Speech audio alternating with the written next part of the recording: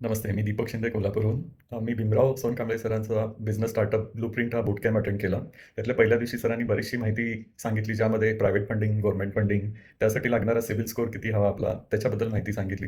त्यानंतर बिझनेसच्या वेगवेगळ्या स्टेजेस, बिझनेसमधले वेगवेगळे डिपार्टमेंट्स, त्यामध्ये R&D डिपार्टमेंटला जास्त फोकस केलं पाहिजे, जेणेकरून आपला बिझनेस प्रॉपर डेव्हलप होऊ शकतो आणि ग्रो होऊ शकतो. त्यानंतर फंडिंगच्या रिक्वायरमेंट, तुमचा रिस्क ॲपेटाईट किती आहे, त्याबद्दलची माहिती दिली सरांनी.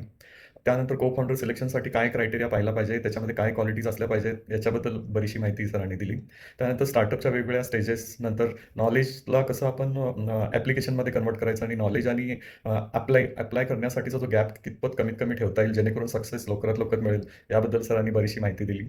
तर ओव्हरऑल सेशन फारच सुंदर आहे आणि जे कोणी स्टार्टअपमध्ये इंटरेस्टेड आहेत, ज्यांना स्टार्टअप करायचं आहे, त्यांच्यासाठी फारच महत्त्वाची माहिती आहे, जेणेकरून त्यांची स्टार्टअप जर्नी लवकर चालू होऊ शकेल आणि सक्सेसकडे त्यांची वाटचाल लवकरात लवकर सुरू होऊ शकेल. अशा पद्धतीचं जे काही इन्फॉर्मेशन सरांनी दिली, ती नक्कीच स्टार्टअप करण्यासाठी फार उपयोगी आहे.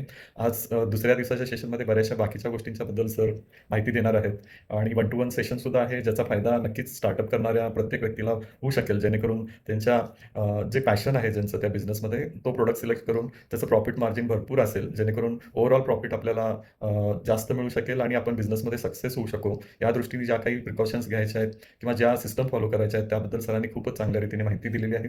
आणि हा कोर्स मी बाकीच्या स्टार्टअप करू इच्छिणाऱ्या माझ्या मित्रमंडळ किंवा बाकीच्या जे कोण इच्छुक आहेत, त्यांना नक्कीच मी रेकमेंड करतो, की त्यांनी अटेंड करावा, जेणेकरून त्यांची स्टार्टअप जर्नी लवकरात लवकर आणि कमी रिस्कमध्ये चालू होऊ शकेल.